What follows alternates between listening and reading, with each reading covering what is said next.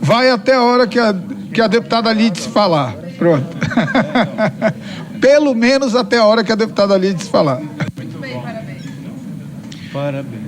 Senhor presidente, senhor relator, eu até gostaria de que, se possível, o relator pudesse dispensar pelo menos uns 5 minutos para me ouvir.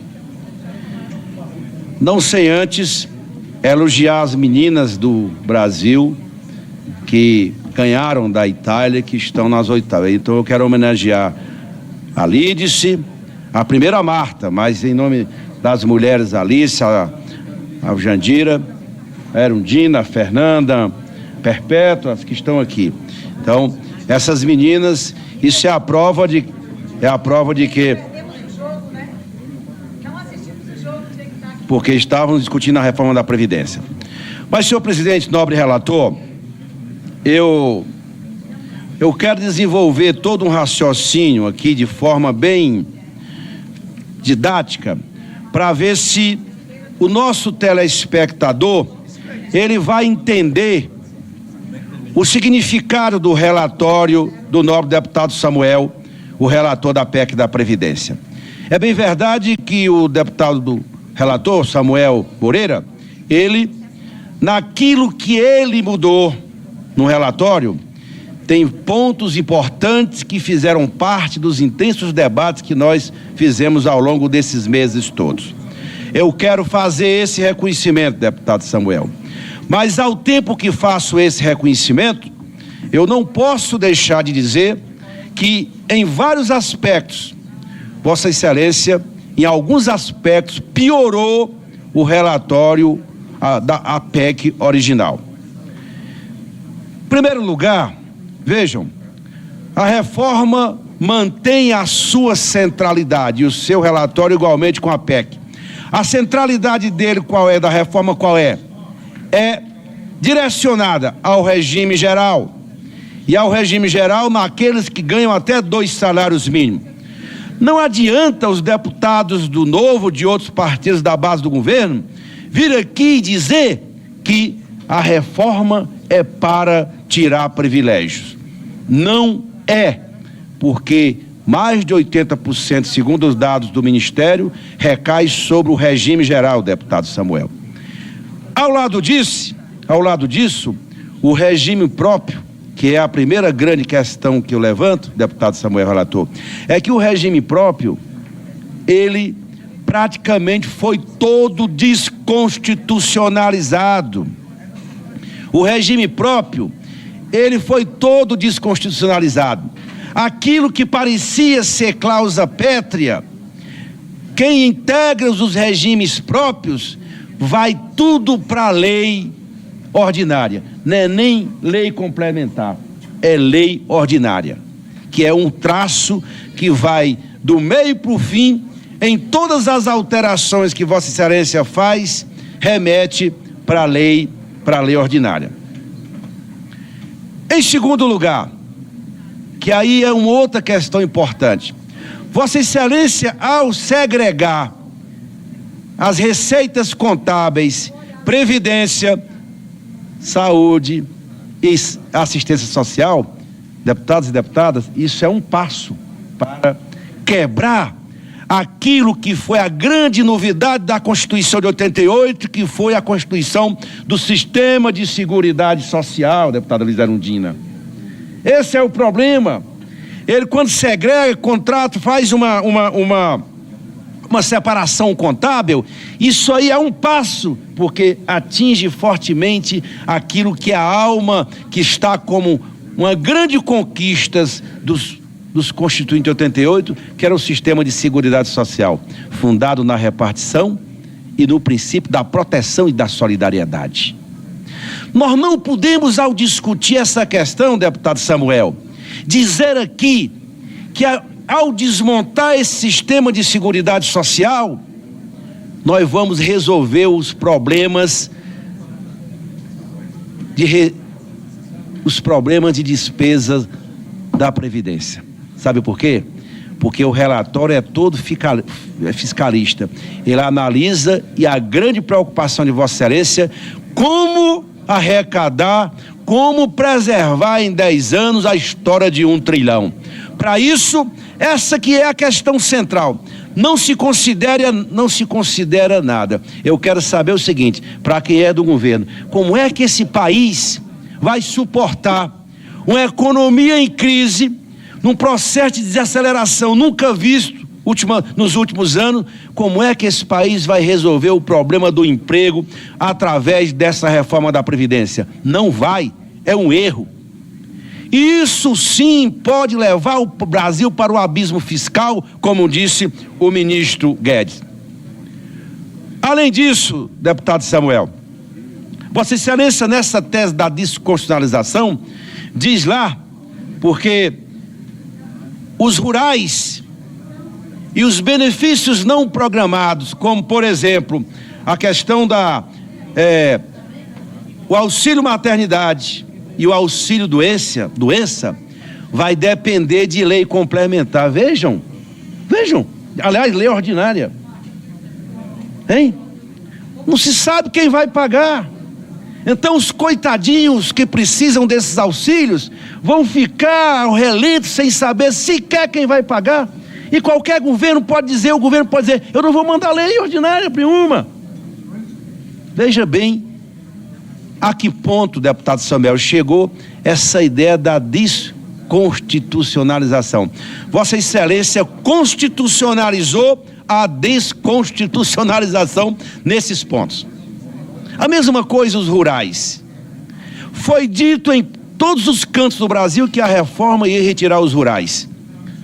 Relator, é verdade, mas preserva algo extremamente grave quando diz no relatório que, deputado Marcelo, que concorda que deveria ter retirado os rurais, diz lá que lei ordinária definirá o valor da contribuição. Gente, é pior do que o relatório inicial, porque se a gente fosse votar, deputado Rubens, pelo menos precisavam de 308 votos. Agora não é mais nem lei complementar, é maioria simples, está dito lá.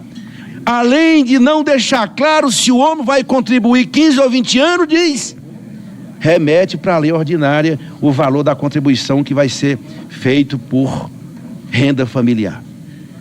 Ou seja, os rurais, portanto, não saíram da PEC da Previdência. É uma duríssima imposição que pode afetar fortemente a economia dos municípios. Todo mundo sabe que a economia dos pequenos municípios sobrevive dos benefícios previdenciários. As economias de mais de metade das cidades do meu estado, do estado do Ceará, vivem dos benefícios previdenciários. Isso aqui arrebenta com a economia. Portanto, isso tem sim impacto na questão econômica do país. Isso não deveria estar. Eu espero que no plenário a gente derrube essa derivada, que é levar os rurais para lei ordinária. Nobre relator, o cerne dos regimes próprios, que eu já me referi, estão constitucionalizados. O que diz o relator? Remete tudo também para a lei ordinária, os regimes próprios. Portanto, é uma desconstitucionalização, esse item perversa, que vai exatamente fragilizar as políticas públicas e, sobretudo, fragilizar as funções de um Estado indutor, planejador e produtor de políticas públicas que precisam, evidentemente, ser executadas pelo conjunto dos servidores públicos. E aqui não me venham dizer que é para proteger quem ganha alto salário, porque também a PEC não trata disso. É uma desconstitucionalização perversa que vai atingir o cerne do regime próprio que está constitucionalizado na nossa Constituição, conforme quiseram os constituintes de 88. Última questão, senhor presidente. Todo mundo sabe que o BNDES, ele foi, em governos anteriores, deveria ser no governo atual, o principal instrumento para financiar o desenvolvimento econômico e social do país.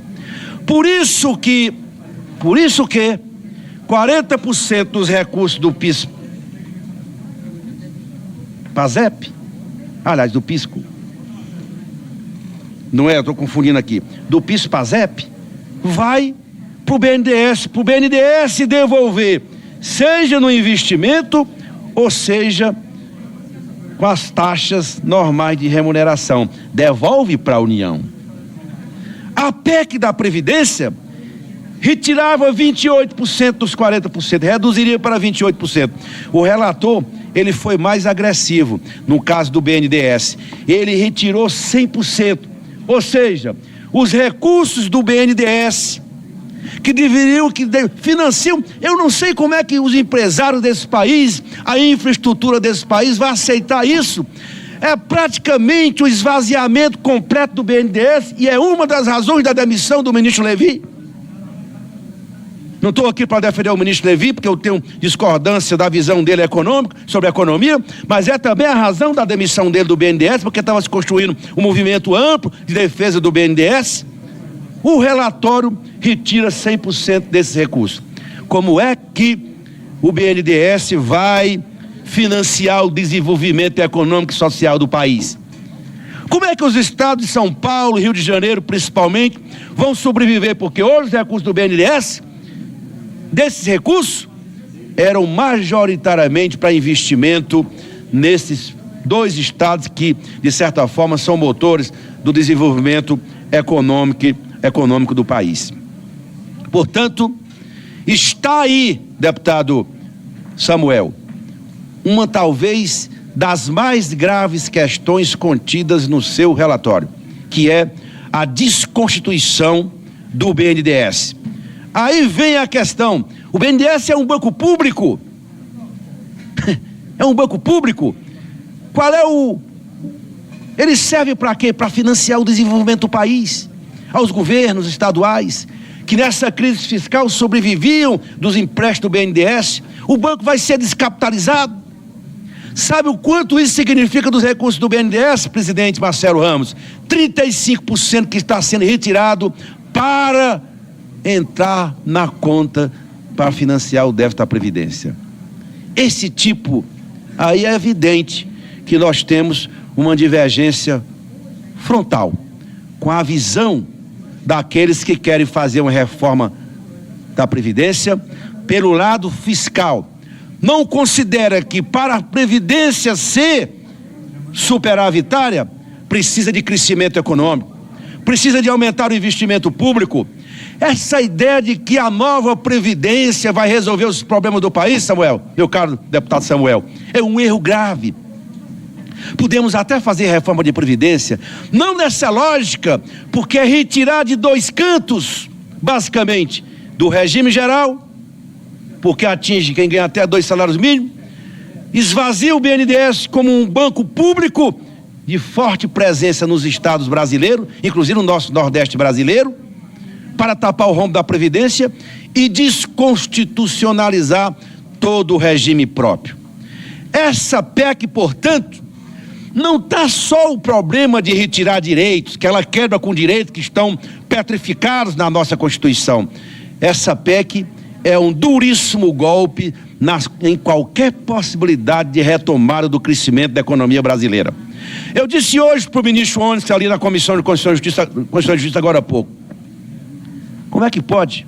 A gente estava discutindo o decreto das armas, deputado Samuel. Eu sei que Vossa Excelência não integra oficialmente o governo. Como é que pode? 6 meses... deputado Samuel, 6 meses, a única pauta do ministro Guedes, da economia, deputados e deputadas, o país que está nos ouvindo nesse momento, é PEC da Previdência. Não fala na questão do desemprego. As obras do Nordeste estão todas abandonadas, deputada Alice da Mata, na Bahia, no Pernambuco, no Ceará. O mato está tomando de conta no Rio Grande do Norte, na Paraíba. Não diz nada sobre investimento público. Corta, corta, corta. E corta de onde? Não do andar de cima, corta, sobretudo, do andar de baixo. É por isso que eu vi hoje uma demonstração de muito civismo. Os partidos, o PDT, o PSB, o PT, o PSOL e o PCdoB, anunciaram ao país que eles estão unidos para votarem contra o relatório do deputado Samuel. Porque ele a centralidade dele, Samuel. E Vossa Excelência sempre dizia para nós, eu discuto isso com todo respeito, que ia preservar ao máximo os pobres, ia fazer de tudo para não dar a canetada naqueles que ganham pouco, aqueles que defendem. Uma frase para concluir, presidente. Uma frase para eu ser criterioso.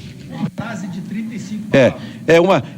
É preciso, Samuel, que Vossa Excelência faça essa reflexão, porque estão mantidas algumas questões centrais que elas desconstituem qualquer compromisso do relatório com os mais pobres e, sobretudo, com aqueles homens e mulheres que estão esperando um dia se aposentar.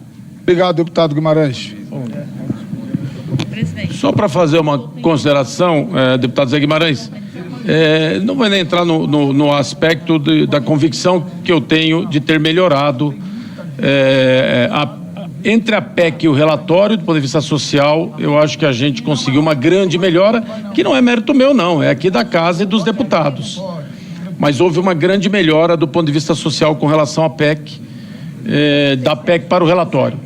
Eu queria só deixar para a reflexão de todos a questão do BNDES. Veja,